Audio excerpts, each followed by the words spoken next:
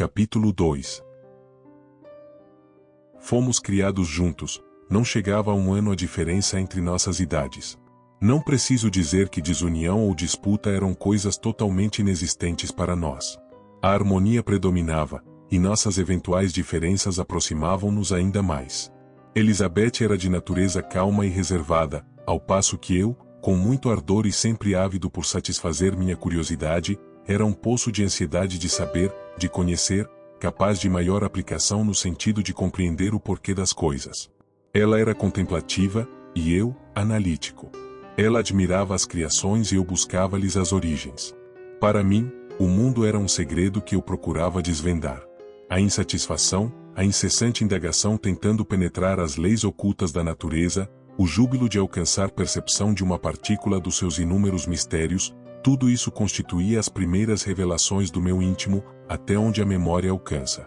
Quando nasceu o segundo filho, 7 anos mais moço do que eu, meus pais puseram fim às suas peregrinações, fixando-se em seu país de origem.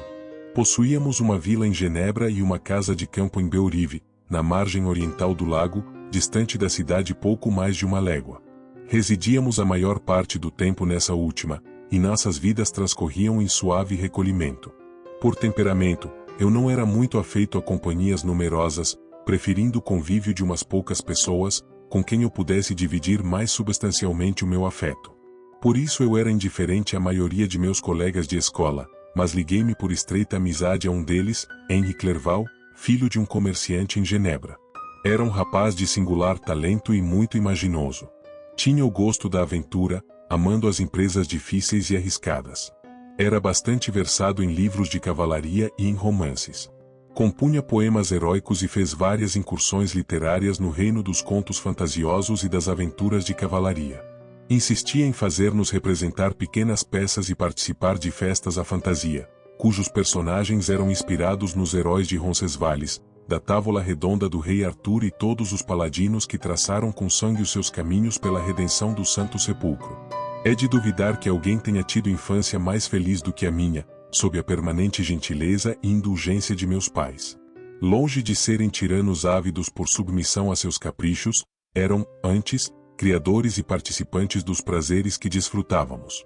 O convívio com outras famílias dava-me condições de avaliar o quanto era feliz, e isso concorreu para desenvolver em mim o amor filial.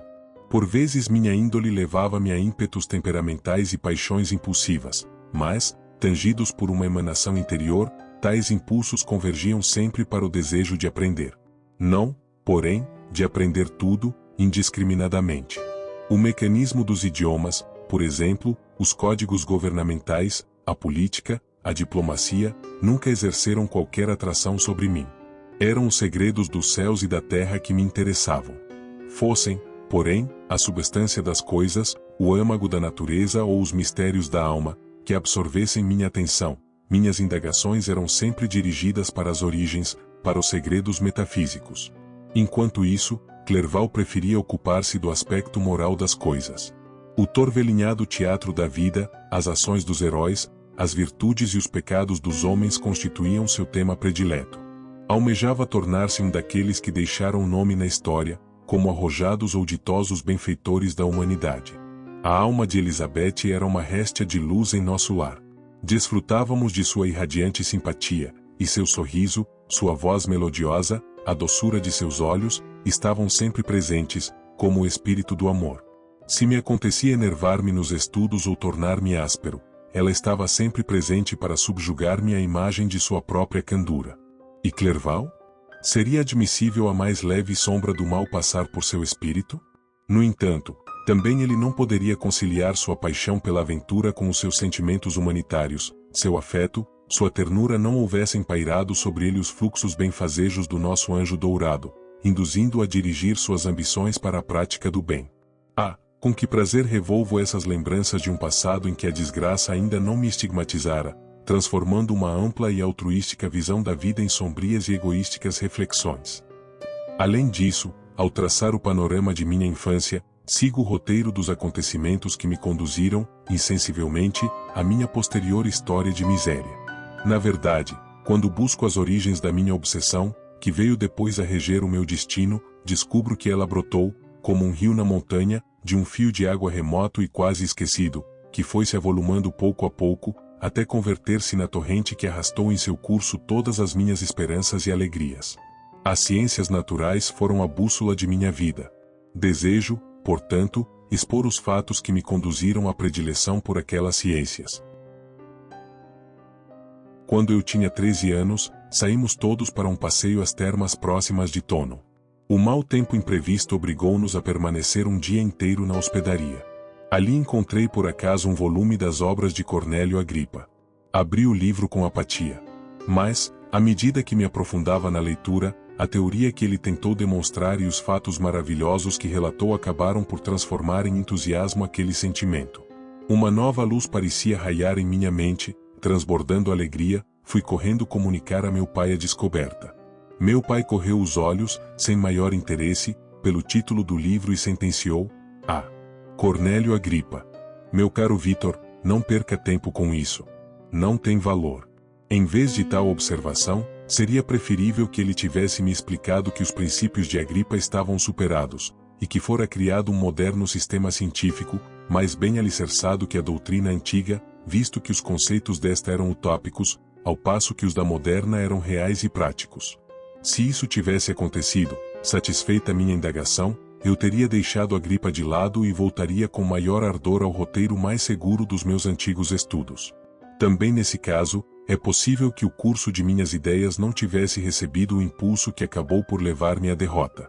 Todavia, o olhar superficial que meu pai lançou ao livro não me convenceu, em absoluto, de que ele estivesse familiarizado com seu conteúdo. Assim, com a irreverência mental própria da idade, prossegui na leitura com maior avidez. Quando voltamos para casa, meu primeiro cuidado foi conseguir as obras completas desse autor, mais tarde, as de Paracelso e Alberto Magno. Li e estudei com deleite as inconsequentes fantasias desses escritores. Julgava-me na posse de tesouros que poucos, além de mim, conheciam. Imaginei-me o eleito para penetrar nos segredos da natureza. A despeito das notáveis descobertas dos sábios modernos, as suas conclusões deixavam-me insatisfeito e descontente. Sir Isaac Newton, ao que se conta, confessou certa vez que se sentia como uma criança a apanhar conchinhas nas praias do grande e inexplorado oceano da verdade. Minhas pueris apreensões levaram-me a colocar no mesmo plano os seus seguidores, em cada ramo das ciências naturais com os quais eu estava familiarizado. O camponês ignorante habituava-se a captar utilizações práticas da simples contemplação dos elementos em seu redor. O mais sábio dos filósofos pouco sabia.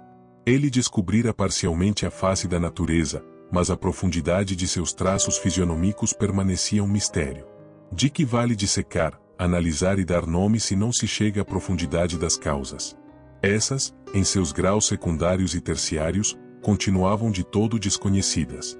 Eu me defrontara com fortificações e obstáculos que pareciam tornar inexpugnável a cidadela da natureza, temerário e ignorante, ficará ressentido. Entretanto, em apoio à minha briga com Isaac Newton, aqui estavam livros de homens que haviam penetrado mais fundo e sabiam mais. Aceitei irrestritamente suas assertivas e fiz-me seu discípulo. Pode parecer estranho que, em pleno século XVIII, coubesse uma atitude dessas, mas, conquanto seguisse o currículo normal da educação ministrada nas escolas de Genebra, eu era, no campo de meus estudos favoritos, autodidata, em grande parte. Meu pai não era cientista, sem luzes, portanto, para livrar-me da luta em que me debatia cegamente, tendo por aliada apenas a sede desenfreada de conhecimento. Sob a direção de meus novos mestres, atirei-me, nada mais nada menos, à descoberta da pedra filosofal e do elixir da longa vida. Entre os dois, prevaleceu esse último objetivo.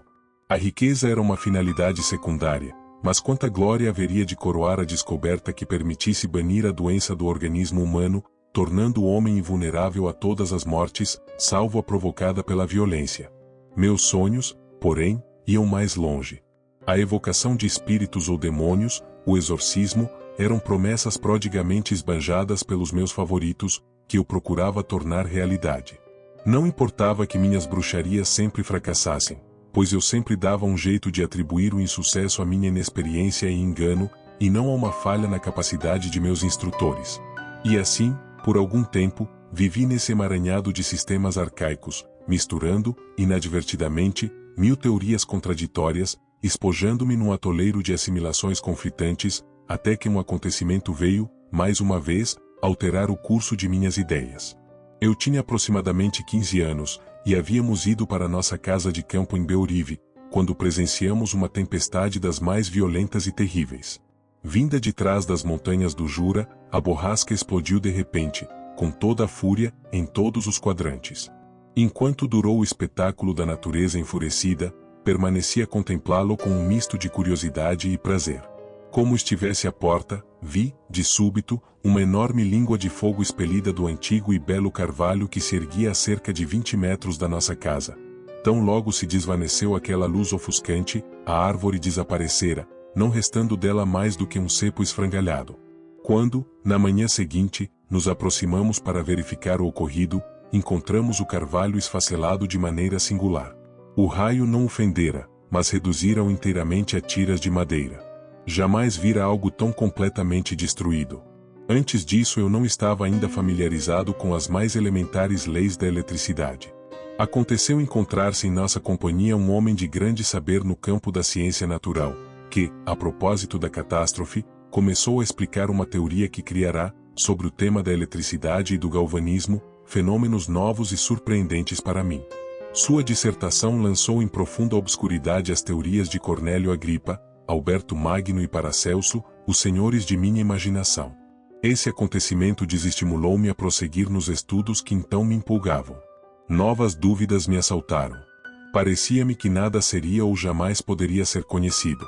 Tudo quanto, por tão longo tempo, absorvera minha atenção tornava-se de repente desprezível.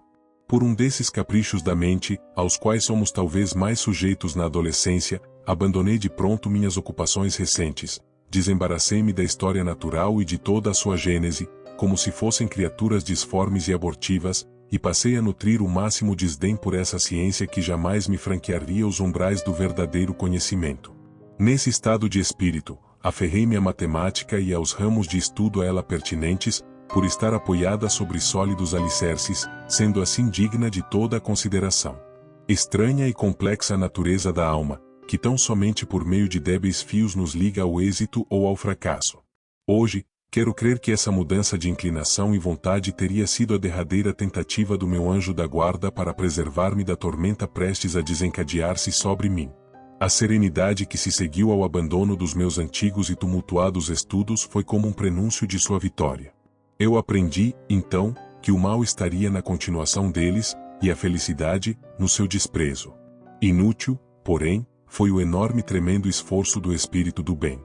A ele se opunha a força inelutável do destino, cujas leis imutáveis haviam decretado minha destruição horrível e total.